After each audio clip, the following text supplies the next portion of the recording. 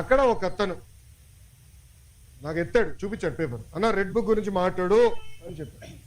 అతనికి సమాధానం చెప్తూ నేను మాట్లాడా, డావోస్ నేను మాట్లాడాను. రెండోది మళ్ళీ చెప్తున్నా, రెడ్ బుక్ గురించి ఎందుకు వాళ్ళు భయపడుతున్నారు?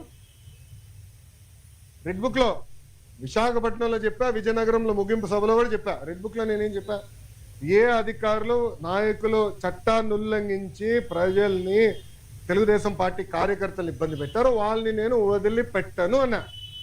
ఎందుకు భయపడుతున్నారు స్వామి?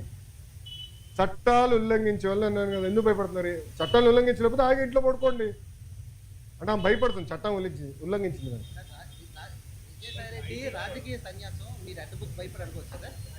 అది ఆయన నడితే బాగుంటుంది కదా సార్, నాకేం తెలుసు. నేను చట్టాన్ని ఉల్లంఘించే వాళ్ళని ఇబ్బంది పెడతాను నేను.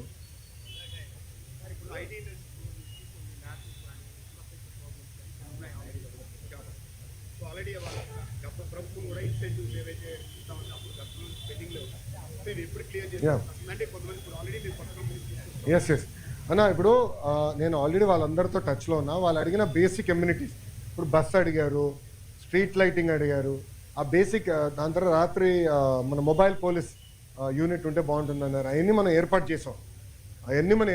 ఇన్సెంటివ్స్ విషయంలో కూడా నేను కేశవంతో మాట్లాడి త్వరలోనే అది రిలీజ్ చేస్తాను, నాకు సందేహం లేదు. కొత్త కంపెనీస్ ఆల్రెడీ, ఇప్పుడు టీసీఎస్ ఇది ఓపెన్ బుక్, పెద్ద విషయం లేదు, రెడ్ బుక్ కాదు, ఓపెన్ బుక్ కూడా. మేము గ్రేనంటే చాలా స్పష్టంగా వాళ్ళు ఆల్రెడీ భూముల కోసం కూడా ఎత్తుకుతున్నారు. త్వరలోనే భూములు కేటాయించి వాళ్ళ క్యాంపస్ కూడా ప్రారంభించబోతున్నారు. ఈ లోపల టెంపరీగా వేరే బిల్డింగ్స్ కూడా ఏర్పాటు చేస్తాం. ఎస్, ఐటాప్ ఉంది ఇంకా.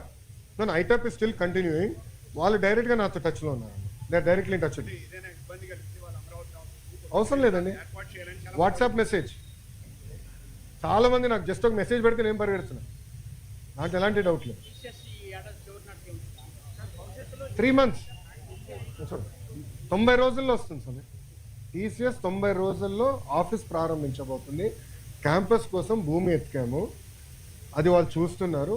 ఫైనలైజ్ అయింది, అదొక 2-3 సంవత్సరాలు పడుతుంది. కట్టాలి కదా, క్యాంపస్ అనేది టైం పడుతుంది. మినిమం 2 years పడుతుంది క్యాంపస్ కట్టడానికి. ఈ లోపల టెంపరీ అంటే రెంట్కి తీసుకుని అకామిడేషన్ స్టార్ట్ చేస్తాం. మళ్ళీ నన్ను అడుగుతూ ఏంటి స్వామి, అంత న్యూస్ మీ దగ్గర ఉంటే? అవును, మీకే నాకని బాగా తెలుసు, మళ్ళీ మీరే వాళ్ళు అది టెక్నికల్గా నేను చెప్పకూడదు స్వామి. ఎన్డీఏలో ఉన్నాను, నాన్ డిస్క్లోజర్ అగ్రిమెంట్ సైన్ చేశాను నేను చెప్పకూడదు. ప్లీజ్ అండర్స్టాండ్, లీగలీ బైండింగ్ కదమ్మా. మళ్ళీ నేను ఇదే కోర్టుకి రావాలి. ఓకే, అది నేను ఎందుకంటే అది ఎన్డీఏలో ఉన్నాను కనుక అయిందమ్మా.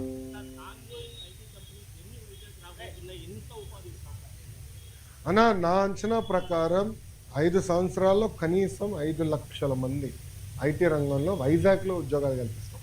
5 లక్షలు. ఎందుకంటే నేను ఓపెన్గా చెప్తున్నా, 2014 నుంచి 2014 నుంచి 19 వరకు ఒక రెసిస్టెన్స్ ఉండే, ఎందుకో కానీ. నేను ఎంత ట్రై చేసినా అంత ఈజీగా వచ్చేవారు కాదు. కానీ ఈసారి చాలా పాజిటివ్గా రెస్పాండ్ అవుతున్నారు. లేదు చేయాలి, ఆంధ్ర రాష్ట్రంలో మేము అనుకున్నంత స్థాయిలో మేము ఏనాడు పెట్టుబడులు పెట్టలేదని విప్రో, ఇంక్లూడింగ్ విప్రో, విశ్వత్ ప్రేమ్జీతో కూడా నేను మాట్లాడాను, వాళ్ళతో కూడా డిస్కషన్ చేశాను. సో అందరు కూడా ఇప్పుడు ఎక్స్పాన్షన్ మోడ్లో ఉన్నారు. లేదు, ఎట్టి పరిస్థితుల్లో వైజాగ్లో చేయాలని తప్పంత ఉన్నారు. నేను అనుకుంటా కనీసం 5 లక్షల మందికైనా చేయగలుగుతాను.